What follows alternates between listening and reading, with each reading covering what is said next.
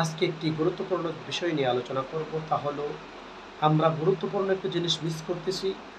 আমরা প্রত্যেকদিন নামাজ পড়ি, বিশেষ করে আমরা যখন জোহরের নামাজ পড়ি, জোহরের নামাজের 4 রাকাত ফরজ নামাজ আমরা আদায় করি, তারপরে 2 রাকাত সুন্নত নামাজ আদায় করার পরে আমরা নামাজের মুসল্লা থেকে আলাদা হয়ে যাই, নামাজ শেষ করে চলে আসি।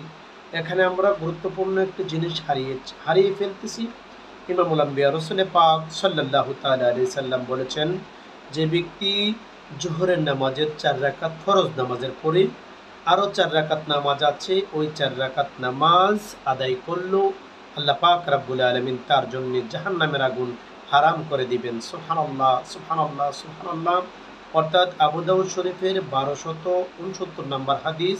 ইমামুল আম্বিয়া রসুল পাক সাল্লাল্লাহু তাআলা আলাইহি সাল্লাম বলেছেন, জোহরের 4 রাকাত ফরজের পরে যে ব্যক্তি 4 রাকাত নামাজ আদায় করবে, আল্লাহ পাক রাব্বুল আলামিন তাকে জাহান্নাম থেকে মুক্তি দান করবেন। সুবহানাল্লাহ, সুবহানাল্লাহ, সুবহানাল্লাহ।